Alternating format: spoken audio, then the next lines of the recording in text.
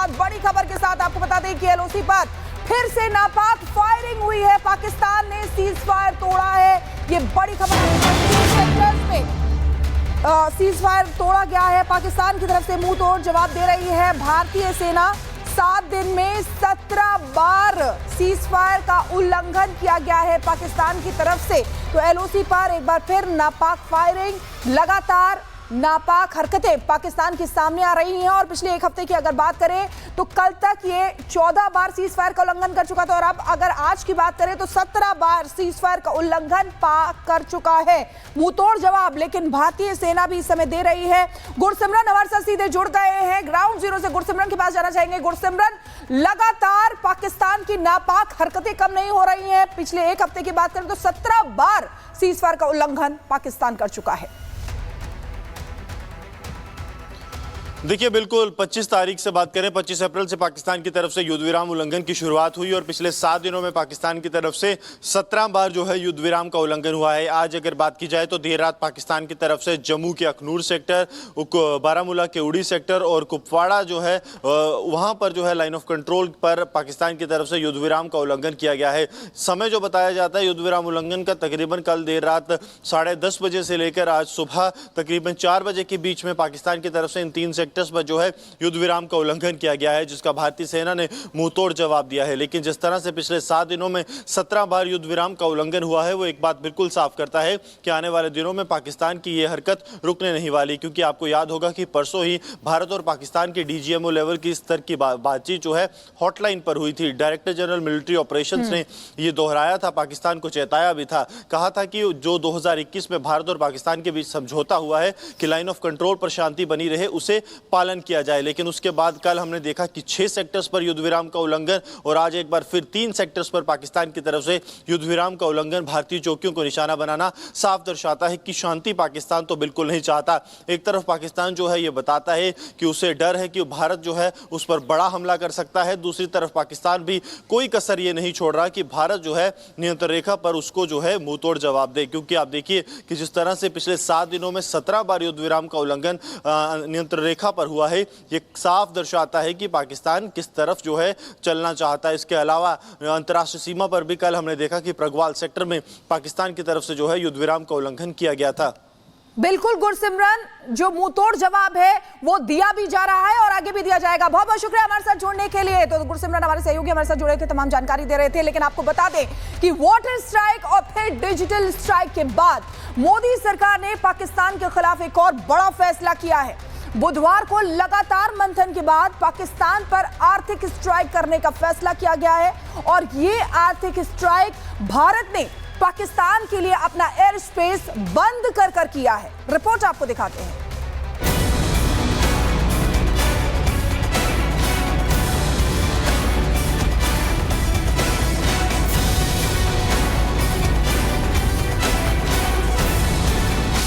पहलगाम में खूनी खेल खेलने वाले आतंकिस्तान को लगातार करारा जवाब मिल रहा है। पाकिस्तान भले ही कितनी ही गीदड़ भभकी दे, लेकिन मोदी का टारगेट फिक्स है कि आतंकिस्तान को पनाह देने वालों का अंत जरूर होगा। पहले सिंधु नदी का पानी रोककर वाटर स्ट्राइक की गई, फिर यूट्यूब चैनल्स पर पाबंदी कर डिजिटल स्ट्राइक, और अब एयर स्पेस बंद कर आर्थिक स्ट्राइक की गई है। पाकिस्तानी नागरिकों के वीजा रद्द करने और उन्हें उसके देश वापस भेजने के बीच भारत ने पाकिस्तान की सभी उड़ानों पर पाबंदी लगा दी है। भारत ने एयर मिशन को नोटिस टू एयरमैन यानी नो टाइम जारी कर दिया है और 23 मई तक सभी पाकिस्तानी विमानों और एयरलाइंस के लिए अपना एयर स्पेस बंद कर दिया है। इस दौरान किसी भी पाकिस्तानी विमान को भारतीय हवाई क्षेत्र में एंट्री की इजाजत नहीं होगी, यानी पाकिस्तान रजिस्टर्ड कोई भी विमान या मिलिट्री एयरक्राफ्ट भारतीय एयर स्पेस में नहीं घुस सकता। मोदी सरकार ने अपने इस फैसले से आतंकियों को पालने वाले को कड़ा संदेश दिया। पीएम मोदी का ये कदम पाकिस्तान को सीधे तौर पर आर्थिक रूप से चोट पहुंचाएगा। पाकिस्तानी एयरलाइंस को अब लंबे और घुमावदार रास्तों का इस्तेमाल करना होगा। इससे उड़ानों की दूरी और समय बढ़ेंगे, ईंधन की खपत बढ़ेगी, परिचालन लागत में इजाफा होगा, यात्रियों के लिए टिकट की कीमतें भी बढ़ सकती हैं। पहलगाम नरसंहार के बाद भारत ने पाकिस्तान पर लगाम कसने के लिए जो सबसे पहला कदम उठाया वो था सिंधु जल समझौता स्ट्राइक। जिसका असर अब दिखने भी लगा है। पानी पर पूरी तरह से नकेल कसने के लिए गृह मंत्री अमित शाह के आवास पर एक बार फिर बैठक भी हुई। बैठक में विदेश मंत्री एस जयशंकर और जल शक्ति मंत्री CR पाटिल भी मौजूद थे। बैठक का एजेंडा सिंधु जल समझौते पर रणनीति को लेकर मंथन करने का था। पाकिस्तान में पानी की कमी से गृह युद्ध जैसे हालात दिखने लगे हैं। अब एयर स्पेस में नो एंट्री के जरिए आर्थिक स्ट्राइक भी हो गई है। पाकिस्तान के हालात को समझना मुश्किल नहीं होगा। सीधे तौर पर कहें तो भारत ने पाकिस्तान को कूटनीतिक और आर्थिक रूप से घुटनों पर ला दिया है। भारत से पंगा लेना पाकिस्तान को इतना भारी पड़ने वाला है, इसकी कल्पना इस्लामाबाद ने भी नहीं की होगी। Bureau report, Republic Bharat. और बुधवार को पीएम मोदी ने 5 बड़ी बैठक की। शुरुआत सुबह 11 बजे CCS यानी कैबिनेट कमेटी ऑन सिक्योरिटी की बैठक से हुई। इसके बाद CCPA यानी cabinet committee on political affairs की मीटिंग हुई। तीसरी मीटिंग CCEA यानी cabinet committee on economic affairs की हुई। दोपहर 12:30 बजे प्रधानमंत्री नरेंद्र मोदी ने कैबिनेट की बैठक बुलाई।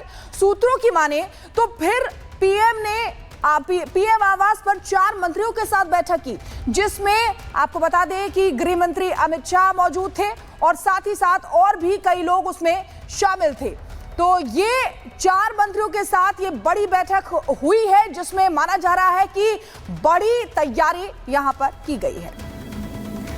तो ग्राफिक्स के जरिए आपको बताया कि मीटिंग में कौन कौन शामिल था। लेकिन पहलगाम आतंकी हमले के बाद अब भारत के तेवर देखकर पाकिस्तान के पसीने निकल रहे हैं। पाकिस्तान को डर लग रहा है कि भारत नहीं माना तो पाकिस्तान का मिट्टी में मिलना तय है। आखिरकार अब क्या पूरी खबर सामने आ रही है, बता देते हैं आपको इस रिपोर्ट में।